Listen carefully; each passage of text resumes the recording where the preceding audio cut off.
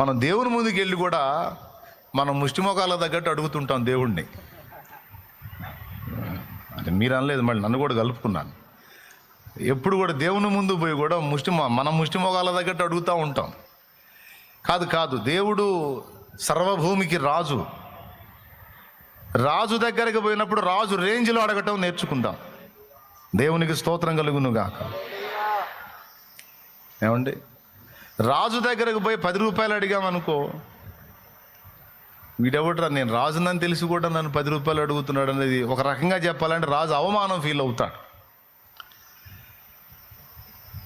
అట్లా కాదు అడగాల్సింది. మనం ఏ వ్యక్తి రేంజ్కి పోయినప్పుడు ఆ వ్యక్తి రేంజ్లోనే అడగాలన్నట్టు, రాజు దగ్గరికి వెళ్ళినప్పుడు, రాజాది రాజు దగ్గరికి వెళ్ళినప్పుడు ఆ రేంజ్కి తగ్గట్టు మనం దేవుణ్ణి అడగటం నేర్చుకుందాం. రాజుకు తగ్గట్టు అడగటం అంటే కేవలం నా పొట్టకు మాత్రమే ఇవ్వు అనటం కాదు, కానీ నా వలన 10 మంది బ్రతుకున్నట్లు సహాయము చెయ్యి. ప్రార్థన చేయి. కంపెనీలో జాబీ ప్రభా, కంపెనీలో జాబీ ప్రభా అని అడగొద్దు. అవసరమైతే నీకు ఇష్టమైతే నీ దయగలిగితే నేను ఒక కంపెనీ స్టార్ట్ చేసేటట్టు సాయం చేయి ప్రభా అని అడుగు. దురాశ అనుకోవద్దు. అది రాజుగారి రేంజ్కి తగ్గట్టు అడగటం. అన్న కంపెనీ స్థాపించేంత సీన్ మనకి ఎక్కడుందన్న, ఈ జీవితానికి అది సాధ్యం కాదని నేను అనుకుంటున్నాను అని ఎప్పుడు అనుకోవద్దు. అందుకే ముష్టిముఖాలు అంటుంది మనల్ని. దేవునికి స్తోత్రం. అర్థమైందా? ఎప్పుడు అనుకోవద్దు. ఆయన ఏ మలుపు తీసుకుంటాడో, ఏ విధంగా కార్యాలు చేస్తాడో నీకు తెలియదు సోదరా. ఇప్పుడు గొప్ప గొప్ప కంపెనీలు స్థాపించి నడుపుతున్న వాళ్ళందరూ ఒకప్పుడు మన సరికే, మన పొజిషన్లో ఉన్నోళ్లే. కానీ ఈరోజు వాళ్ళు ఉన్నత స్థితిలోకి వెళ్ళిపోయి 1000 మందికి జాబులు ఇచ్చే స్థాయికి వెళ్ళిపోయారు. తెలుసా మీకు? ఒక నెలకు వచ్చి కొన్ని కోట్ల రూపాయలు వాళ్ళు ఉద్యోగస్తులకు జీతాలు ఇచ్చే స్థాయికి వెళ్ళిపోయారు. ఒకప్పుడు జీరోతో స్టార్ట్ చేసిన వాళ్ళు ఈరోజు ఆ స్థితికి ఎలా వెళ్ళారు? అలా అవకాశాలు దొరికినాయి, ఒకదానికొకటి లింక్ అయినాయి, ఆ స్థాయికి వెళ్ళిపోయారు.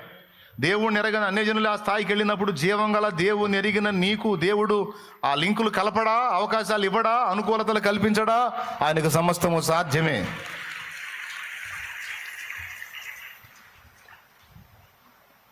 డౌటే లేదు అందులో. రాజాది రాజు ముందుకెళ్ళినప్పుడు ఆయన రేంజ్లో నువ్వు అడుగు. అరే ఏందిరా నీకంత దురాశ అని అడగడు, నిన్ను ప్రశ్నించడు. ఎందుకంటే నీ ఇంటెన్షన్ ఏందో చూస్తాడు ఆయన.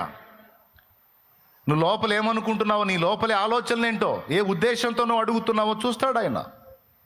దాన్ని బట్టి నిన్ను గౌరవిస్తాడు, నీకు సాయం చేస్తాడు.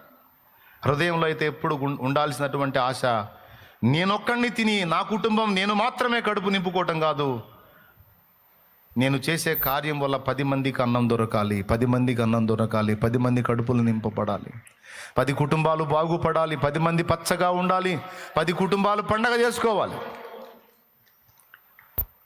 కాబట్టి కంపెనీలో జాబ్, కొంతమంది కంపెనీలో జాబ్ దొరకలేదని ఏడుస్తూ కూర్చుంటారు. వెర్రిముఖమా? అది కాదు అసలు నీ ప్రార్థన. నా తండ్రి నీకు ఇష్టమైతే ఒక కంపెనీ నేను మొదలు పెట్టేటట్టు సహాయము చేయి.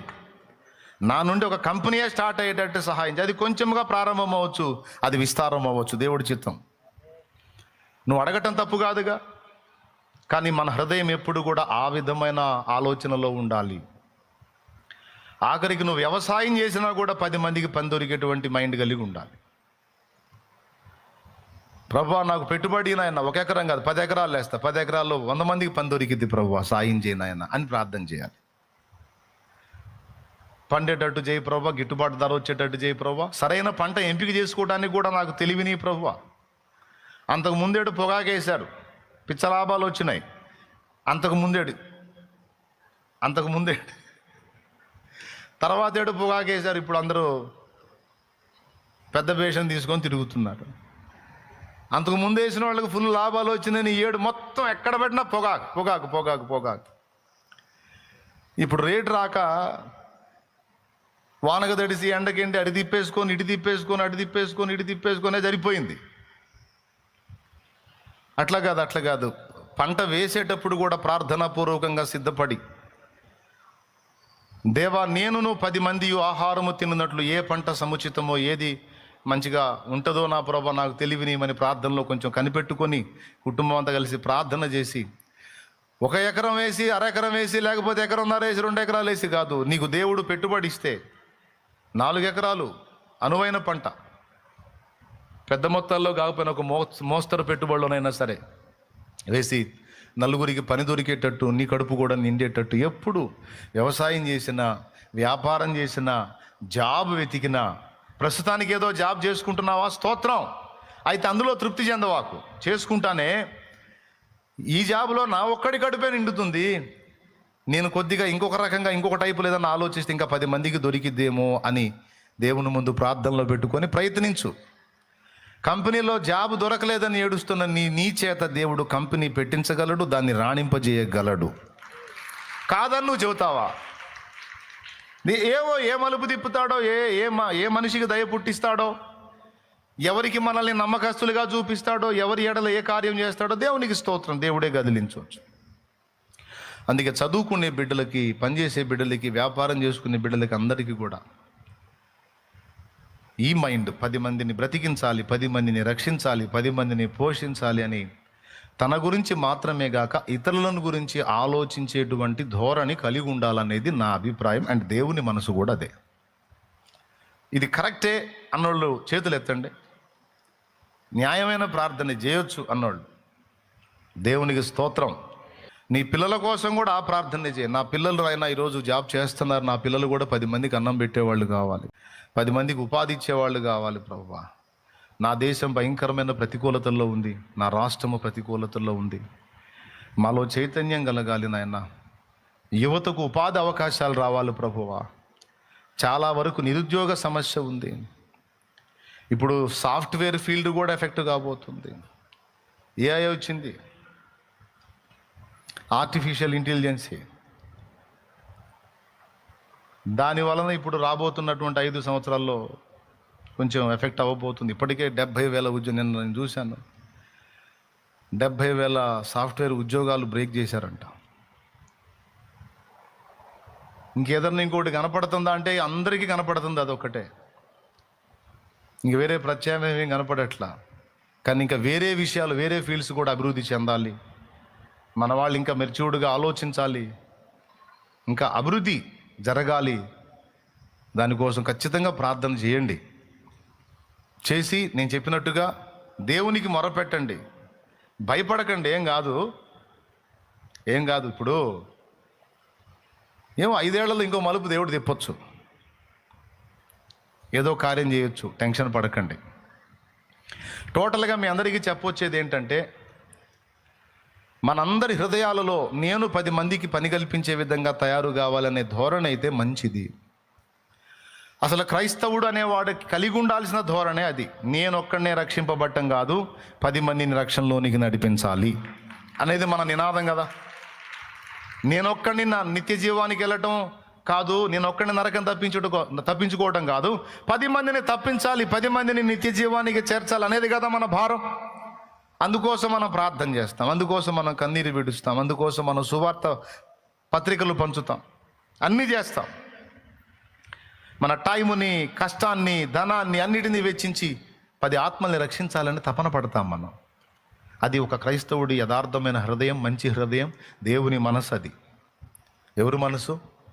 దేవుని మనసు. తన కోసం తను బ్రతకటం కాకుండా 10 మంది కోసం బ్రతకటం అనేది. నేను అంటున్నాను, ఆత్మ సంబంధమైన విషయాలే కాదు, భౌతికంగా కూడా క్రైస్తవుడు అలానే ఉండాలి. మొన్న మెదక్ ప్రాంతానికి వెళ్ళాను నేను. అక్కడ మెదక్ చర్చి, ఫేమస్ చర్చి ఒకటి ఉంది. అక్కడ ఒక దైవజనుడు, ఆయన ఒక దొరగారు, ఆయన దైవజనుడు. ఆ ప్రాంతంలో కరువు వచ్చింది, ప్రజలకి ఉపాధి మార్గం లేదు, పనులు లేవు. ఆ టైంలో ఆయన ఒక ఆలోచన చేశాడు. వాళ్ళు దొరలు కదా, వాళ్ళ దగ్గర పైసలు ఉంటాయి. ఆ ధనం వాళ్ళకి ఒట్టిగా పంచకుండా ఒక పని కల్పించాడు ఆయన. 175 అడుగుల ఎత్తున్నటువంటి గోపురాలు 2 కలిగినటువంటి ఒక మందిరాన్ని స్టార్ట్ చేశాడు, అచ్చంగా నల్లరాయితో. దాదాపు చాలా కాలం ఆ పని జరిగింది. ఆ పనిని ఉపయోగించుకొని అందులో పనిని కల్పించి కరువు సమయంలో వాళ్ళందరికీ కూడా ఆహారం ఇచ్చాడు, వాళ్ళందరి కుటుంబాలు దొరలటానికి ఉపాధి కల్పించాడు.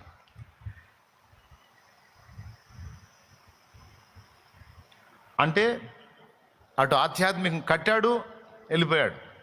అది ఈరోజు తెలంగాణలో అతిపెద్ద ఎత్తైనటువంటి చర్చ్ అది. విచిత్రం ఏంటంటే పోతే అక్కడంతా కూడా తెలంగాణ బిడ్డలంతా ఆ తెలంగాణ భాష మాట్లాడేటువంటి ఆ విధమైన తెలుగు మాట్లాడే వాళ్ళందరూ అక్కడ ఫుల్గా ఉన్నారు. అబ్బా మంచి పని చేశాడు, దేవునికి స్తోత్రం అనిపించింది. మందిరం కట్టాడు, యేసు ప్రభుని గురించి అక్కడ ప్రస్తావించాడు, దైవజనులను పెట్టాడు, వెళ్ళిపోయాడు. ఇప్పుడు అక్కడ వాళ్ళందరికీ అదొక క్షేత్రంలాగా మారిపోయింది. ఆనాడు ఉపాధి ఇచ్చింది, ఈనాడు కూడా అనేక మంది ఆధ్యాత్మిక ఆకలి తీర్చేటువంటి ఇదిగా మారిపోయింది.